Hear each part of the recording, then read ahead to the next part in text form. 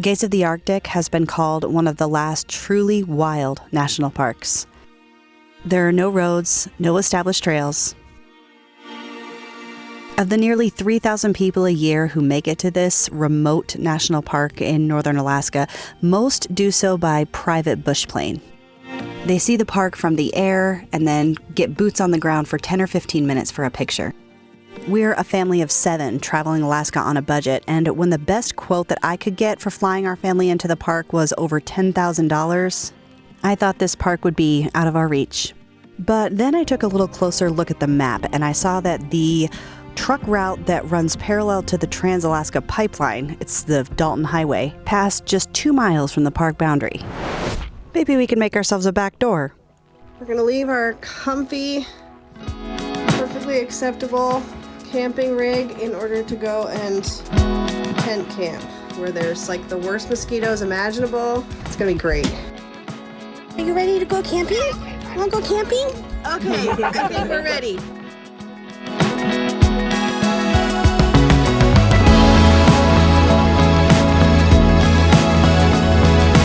We started off from Fairbanks and headed north on the Elliott Highway, 70 miles to go until we reached the terminus of the Dalton Highway. From there, just 180 miles to Coldfoot. Of course, most of those miles are not paved, or if they are, extremely roughly paved. For the entire length of that drive, we had the Alaska Pipeline in our view out the window. After what felt like forever, we finally crossed the Yukon as it cuts Alaska in half in the middle.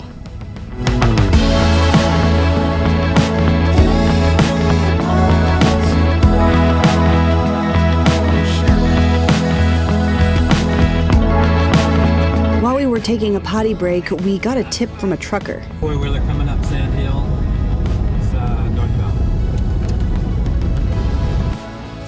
We jumped on channel 19 on the CB radio so that we could forewarn truckers when we were cresting over a hill. This is a trucking route that will prove the mettle of just the most seasoned truck drivers. They go 70 miles down these hills in order to build up speed to make it up the next ridge. And if you are going past them as they are careening down that hill and a rock jumps up, it will 100% shatter your windshield. We took the advice of people who had driven the Dalton and brought spare tires and extra parts and anything that we would need to take care of ourselves, since there is no cell phone service the entire duration.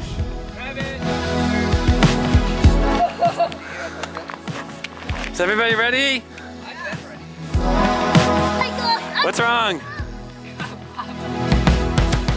Everybody stand still. It felt like the entire population of local mosquitoes came out to wish us hello and welcome. Thank you, folks. Have a good evening. You too. Grab that. Sir.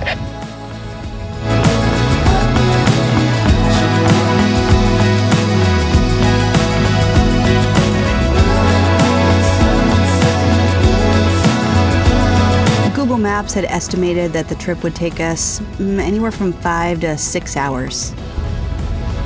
On the road for a little over 7 hours, and we still have about 30 minutes or so to go.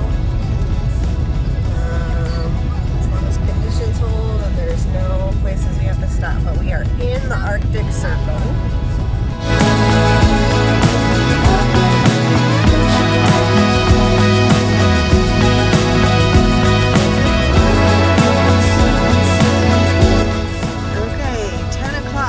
Local time, and we have 10 o'clock local time. We have bets on how much gas is, so I know what it's gonna be. let's see.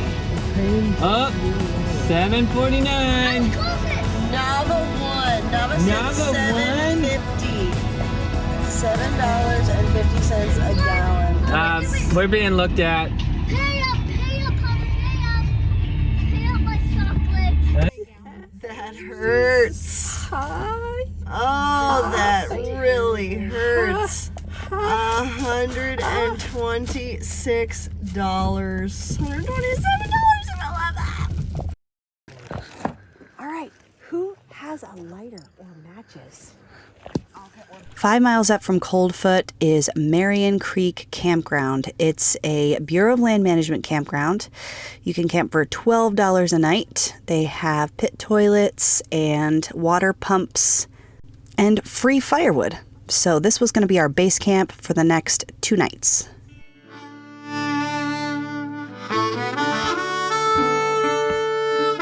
The mosquitoes seem really enamored of our citronella candles here. Really keep buzzing around it, checking it out. It's very interesting. Please, take these mosquitoes away.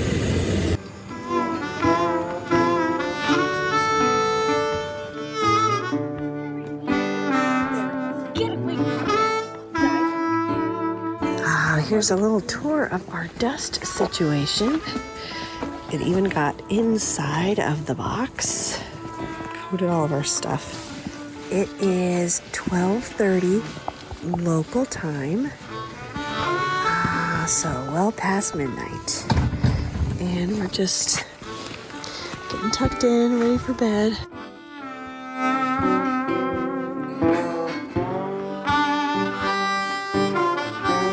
Ozzy, how'd you sleep? Thump. How did you sleep? Good. Yeah. Did the light bother you? No. I slept even faster than I usually do. Well, no wonder, because Mommy, it was like almost 4 o'clock. so loud. I snored? I'm so sorry. You and Ozzy, and I like think a trumpet. you were so loud. I'm so sorry. Mommy. This could only be the work of Nava. She is ready for bed tonight. She's got everything laid out. She came in here and made everybody's bed for them. So we are totally ready. Oh boy, the boys are really gonna take one for the team. They are gonna actually bare their skin in this hostile environment to the murderous chompings Have you washed your hands yet? of mosquitoes. Huh? The puppy. Kind of flush it.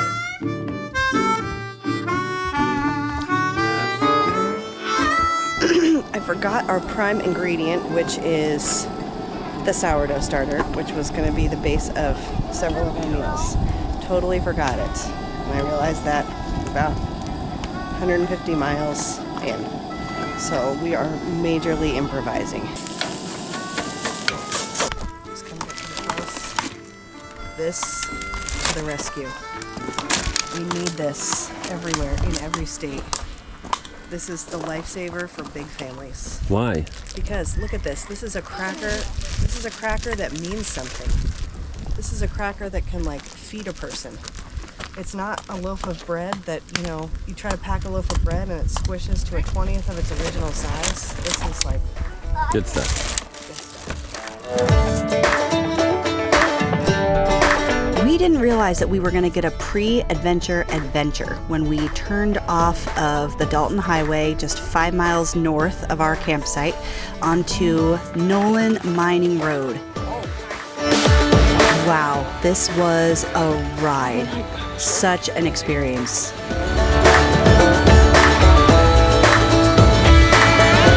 When we told a ranger that evening that we had driven up the mining road, she expressed no small degree of surprise that we made it all the way.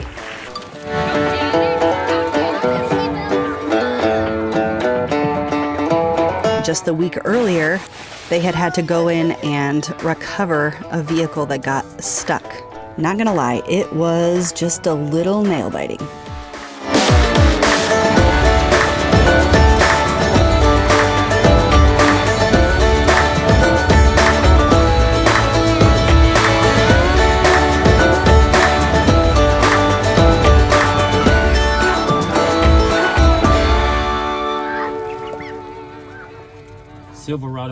Silverado Mine, come in. Is mine moving?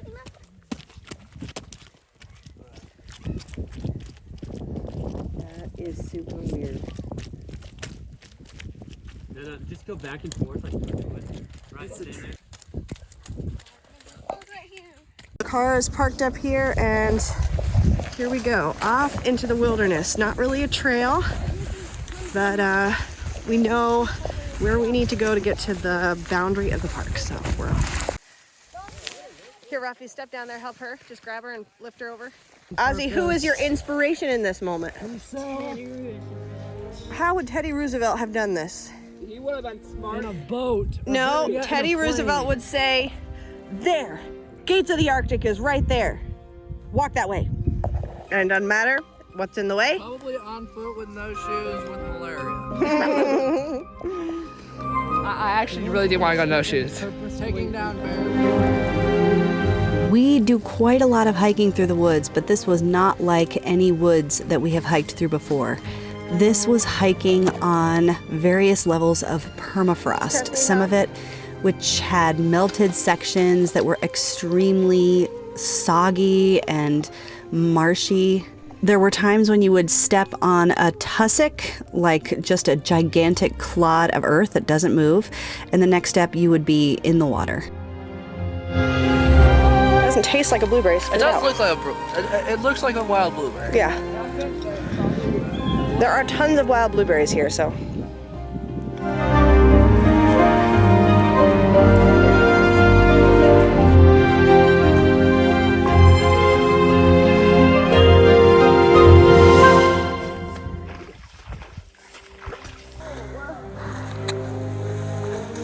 So I said at the beginning that there are no established trails in the park, and I am not walking that back, even though it looks like we're walking through on a cleared area. So we found out after our hike that the cleared area that we were walking through was cut prior to the park being established. It was cut by a caterpillar going through to another area where there was some mining potential. And nothing has been done to keep this path cleared. And yet it has been 50 years since that caterpillar came through. And once this permafrost is disrupted, it just really does not grow back for a very, very, very long time, which is so hard to imagine when you're coming from Texas, where it takes all of 5 minutes for any cut forest to grow back.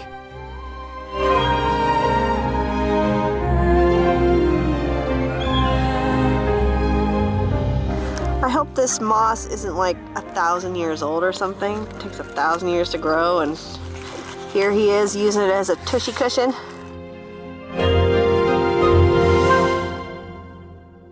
It took us roughly 2 hours to hike the 2.5 miles into the park boundary. We kept checking our phones to see if we had finally crossed over that thin green line. We did it! We made it!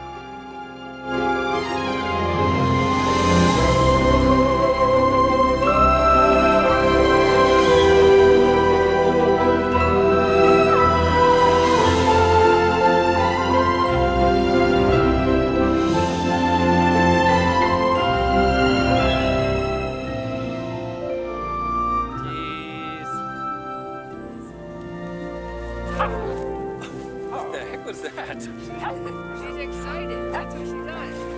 Let's get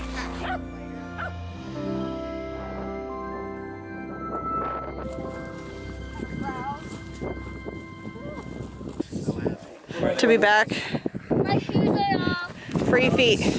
Mommy, my shoes are off. Kind of grueling. Mommy, my shoes are off. Oh, I am so proud of us. I am just so proud of us. I'm so proud that we did it, that we found a way, we made it happen with a cost that we could afford.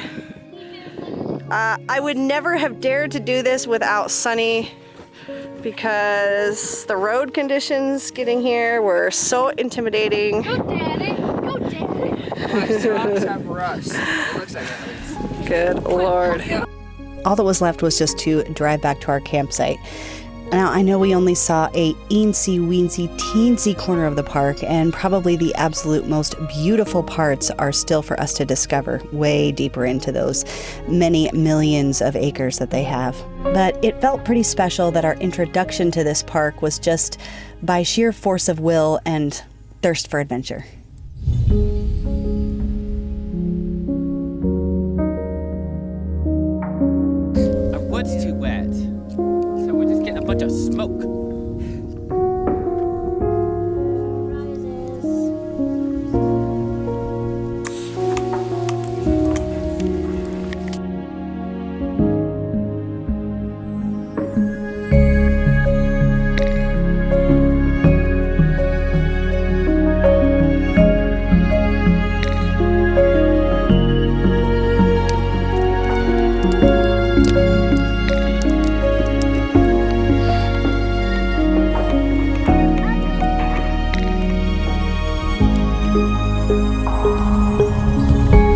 Maya made me some nice tongs to grab this off the fire.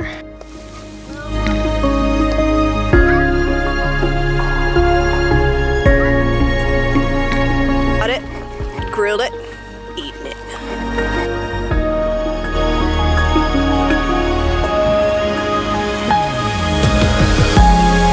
Our visit to the Arctic Circle was during the 8 intense weeks of summer. Everything up there is living hard. They know they only have so long until the long, long winter comes. And if they haven't prepared, it's just a knife edge of survival up there. It felt so special to be in a place where the frailty of life and its amazing tenacity were so clearly on display. Now it's back to Fairbanks for us. And shortly after we left the Arctic Circle, gotta check out this rock. Finger Rock points the way straight to Fairbanks. Bush pilots still used as reference.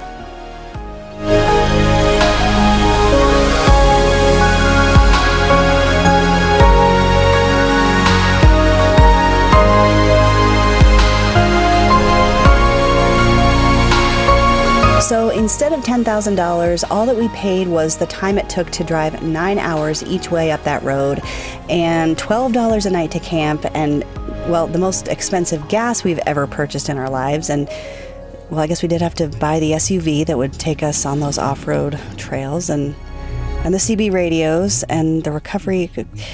You know, I don't know. Maybe we didn't actually save anything, but we sure had fun.